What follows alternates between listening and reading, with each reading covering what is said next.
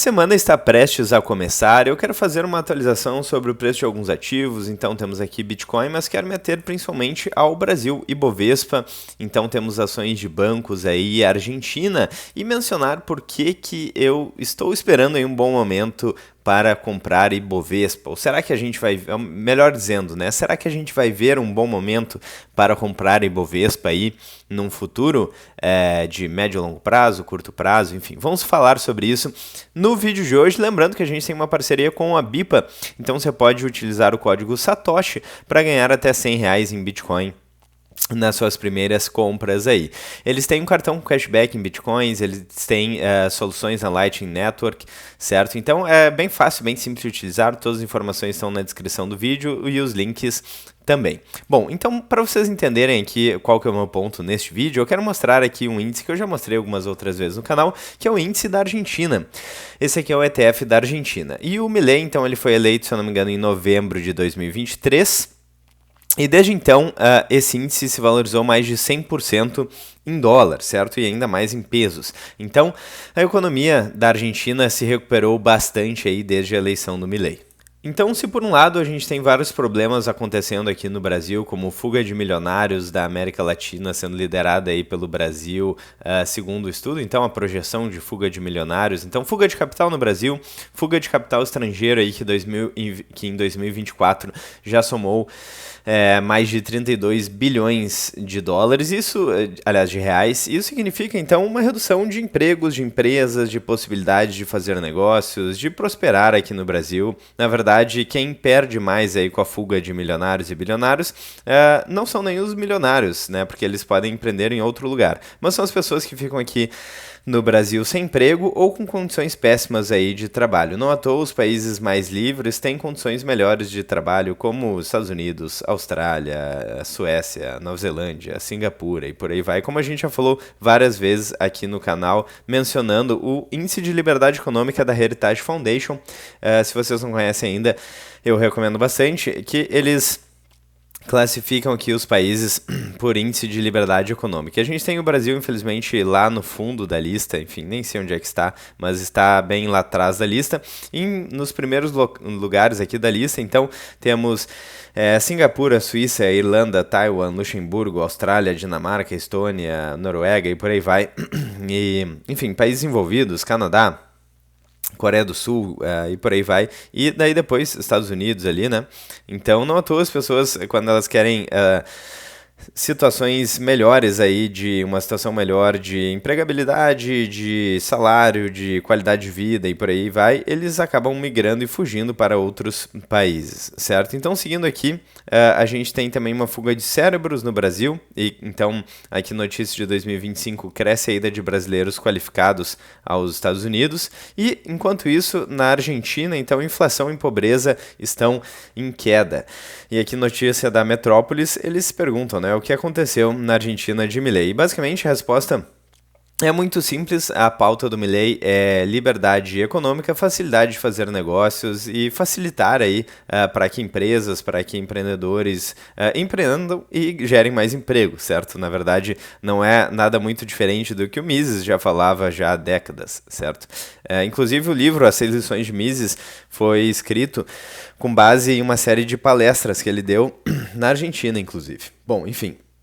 Seguindo aqui a linha de pensamento, então, notícia do Poder 360, mais de 4 milhões de argentinos deixam a situação de pobreza aí. Então, o levantamento mostra que 38,1% da população atual é considerada pobre nesse índice aqui, né? E uma queda de 14,8% em relação a setembro de 2024. Então, realmente é uma diferença bastante significativa. Imagina, são 9 milhões de pessoas, várias famílias aí, deixando a situação de pobreza. Isso mostra que quando a gente fala de mercado financeiro, a gente mostra aqui um gráfico na tela, a gente mostra alguns dados. Na verdade, são pessoas aqui, são pessoas reais que podem se beneficiar de uma melhora econômica, certo? Podem sair aí de uma situação de pobreza. Então isso é muito interessante. E aqui, última notícia, então, da Revista Oeste: a Argentina deve crescer mais do que o dobro do Brasil em 2025, segundo o FMI. Os nossos hermanos, então, lideram estimativas entre grandes países da América Latina. Essa é a situação da Argentina e, particularmente, quando o Milei foi eleito na Argentina, eu comprei esse ETF aqui e tive aí mais de 100% de valorização em dólar desde que o Milei foi eleito aí, em relativamente pouco tempo, para uma valorização tão grande. E falando agora então sobre o Brasil, agora que a gente já entendeu alguns dos problemas do Brasil e o que está acontecendo na Argentina, o que mudou, certo? Foi uma mudança aí de 180 graus na direção que a Argentina estava indo, então eles estavam indo rumo à Venezuela e agora estão se desenvolvendo bastante. E o Brasil, na verdade, infelizmente, está indo rumo à Venezuela atualmente. Eu espero que isso mude, eu espero melhor aí para o nosso país, é claro, mas infelizmente a situação é bastante crítica no país, certo? Então temos o Ibovespa aqui com uma queda no mês de 6,25%, então não é uma queda tão grande assim, mas quando a gente olha algumas empresas como, por exemplo, o Banco do Brasil, a gente teve uma queda bastante significativa aí na última sexta-feira, o que pode denotar aí um risco sistêmico do mercado financeiro se afastando aí de países envolvidos como os Estados Unidos ou até mesmo a Europa, certo? Se afastando do mundo livre, e isso pode ser muito ruim, inclusive para o mercado financeiro que gira em torno do dólar, certo? Do sistema SWIFT e do dólar. Então, afastar o país, afastar o Brasil dos países envolvidos pode ser trágico aí para a economia, certo? Então a gente tem alguns exemplos aí na América, a gente tem o exemplo de Cuba, a gente tem o exemplo da Venezuela, a gente tem o exemplo quase aí da Argentina, que quase foi rumo ao abismo, e se a gente observar aqui esse índice, olha só, ao longo de 2011, durante muito tempo, ele estava indo de lado até surgir a possibilidade da eleição do Milei, ele começou a se valorizar, né? Então é realmente algo bastante interessante de se observar. Se a gente olha o Ibovespa aqui, então olha só, durante muito tempo ele andou de lado aqui e chegou aí ali em meados de 2015, então na crise econômica, no auge da crise econômica do Brasil, então depois teve um impeachment aqui no Brasil também e a situação começou a melhorar um pouco, certo? Mas estamos em uma situação crítica atualmente, principalmente quando a gente analisa alguns setores-chave aqui para o Brasil, e a questão é a seguinte: quando falamos de economia e de política, muitas vezes ela funciona como se fosse um pêndulo, certo? Então, por exemplo, no caso da Argentina, a Argentina estava indo rumo ao abismo e a situação foi revertida, certo? E isso já aconteceu com alguns países. A Argentina já foi um dos países mais envolvidos da América. A Venezuela já foi um país muito rico e hoje em dia é um país extremamente pobre, infelizmente. Singapura já foi um país muito pobre e hoje em dia é um dos países com a maior média salarial do mundo, inclusive bem maior do que dos Estados Unidos da última vez que eu olhei. Então, realmente, as coisas elas acabam mudando eventualmente. E é claro que as coisas não mudam sem motivo, então precisa ter uma mudança institucional, uma mudança política, econômica aí no Brasil. Mas vamos falar sobre isso então com o auxílio do ChatGPT. A pergunta que eu fiz aqui é basicamente o que poderia acontecer com a Bolsa Brasileira caso acontecesse uma reviravolta, certo? Uma mudança muito grande aí na política e na economia, é algo parecido com o que aconteceu na Argentina. Então aqui o ChatGPT conseguiu, uma inteligência artificial aqui, o ChatGPT conseguiu montar alguns cenários. Lembrando, nada disso é uma dica de investimentos, é o disclaimer que eu sempre faço em todos os vídeos aqui no canal, mas ele segue com o seguinte: primeiro, entendendo o que aconteceu na Argentina desde a eleição do Milei, que foi em novembro de 2023, os resultados incluem o índice que eu mostrei para vocês mais cedo ali, né? No gráfico, subiu o índice de ETF aí da Argentina, subiu mais de 120% em dólar até meados de 2025. A bolsa argentina local, a Merval, se valorizou cerca de 300% em pesos no mesmo período. Eles tiveram então um superávit fiscal inédito, redução de 90% dos repasses a províncias, inflação desacelerando após o pico de 276% ao ano e valorização da moeda aumentando então a confiança no país. Como que isso se reflete no mercado? Então, a valorização do ETF ARGT representa um aumento da confiança dos investidores externos no país, como eu, por exemplo, no caso, né? Claro, enfim, eu não tenho nada relevante, né? Mas eu e outros investidores que entenderam que havia uma recuperação econômica na Argentina, mesmo com a inflação alta e dólar pressionado. Isso mostra que uma agenda liberal fiscal clara pode reverter expectativas rapidamente, mesmo após décadas de colapso. Beleza, foi isso que aconteceu na Argentina. E o Brasil? Então, o Ibovespa hoje, agosto de 2025, está por volta dos 130 mil pontos, com múltiplos, né, de PL ainda modestos frente à média histórica. Se o Brasil adotasse uma agenda de superávit fiscal contínuo, cortes drásticos aí de gastos improdutivos, redução da carga tributária redução da carga regulatória também, né, e reforma tributária pró-mercado, privatizações e abertura comercial, então seria possível ver um movimento de valorização semelhante. E aqui tem alguns cenários aqui, algumas simulações que foram feitas.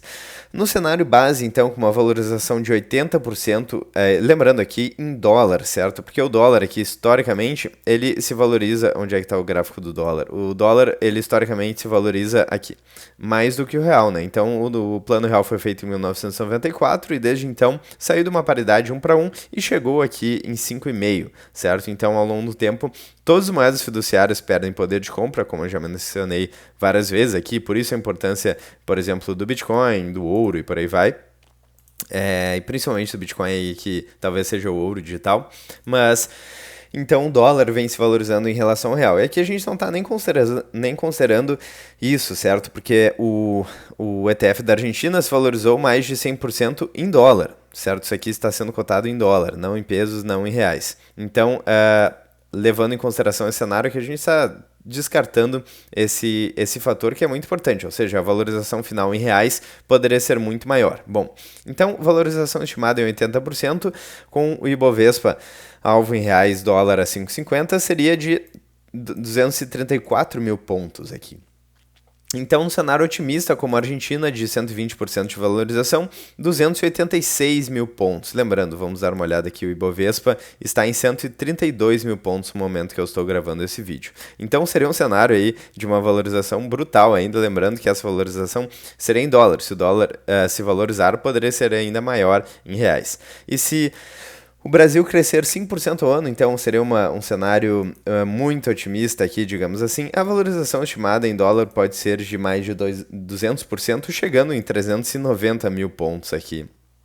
Então, considerando que o Ibovespa segue a mesma trajetória do ARGT em dólares e não haja forte desvalorização do real. Foi o que eu falei aqui anteriormente sobre a questão do dólar e do real. Então, caramba, imagina só, eu me lembro que com o Paulo Guedes aí como ministro da Economia, houve uma comemoração muito grande aí quando o Ibovespa passou dos 100 mil pontos, certo? Era algo histórico aí, finalmente o Ibovespa acima dos 100 mil pontos. Imagina só se a gente tiver uma recuperação estilo Argentina com o Ibovespa passando de 200 e talvez até 300 mil pontos. Eu quero saber o que vocês acham, se esse cenário é possível ou não para o Brasil. Considerações finais, então, Argentina, e lembrando, né, quando a gente fala aqui de bolsa, por exemplo, quando a gente vê o crescimento da bolsa na Argentina, beleza, números e tal, o pessoal do mercado financeiro ganhou dinheiro, mas qual que é o impacto disso na sociedade? E lembrando aqui, a gente tem, por exemplo, no caso da Argentina, a gente tem redução na inflação, certo? Quando as pessoas vão no supermercado, vão abastecer o carro,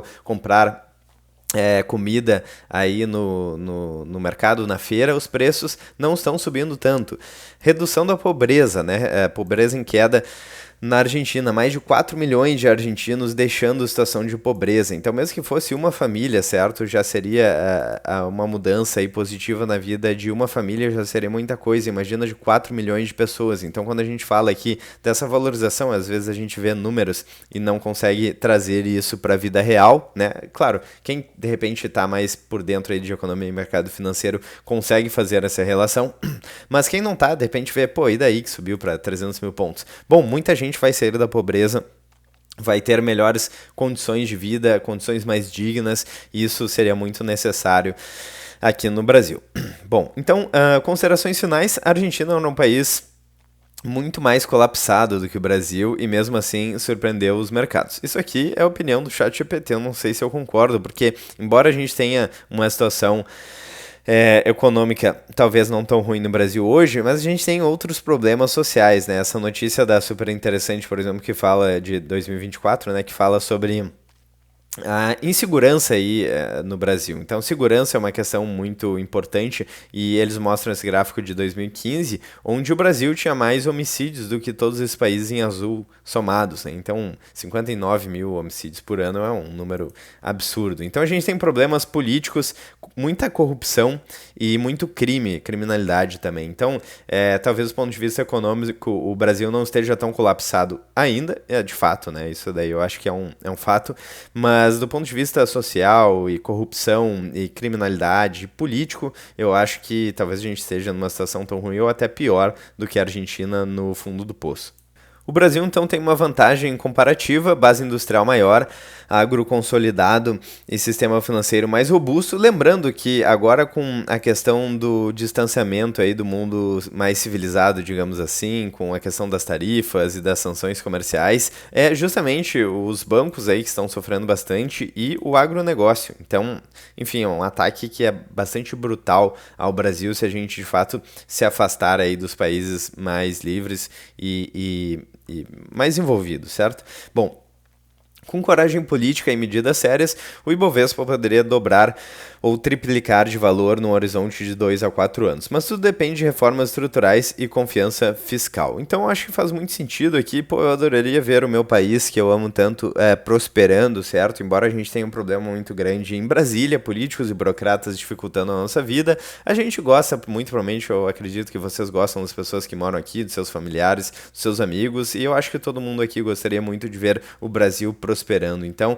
é isso. Eu espero que isso aconteça e que isso gere uma possibilidade aí boa, inclusive para investidores aqui, não só nacionais, mas investidores internacionais, seja que o Brasil seja um convite aí para empresas, para empreendedores, para pessoas bem intencionadas e pessoas qualificadas, o que seria o oposto do que está acontecendo agora, certo? Com fuga de capital e fuga de cérebros aí indo para países como os Estados Unidos.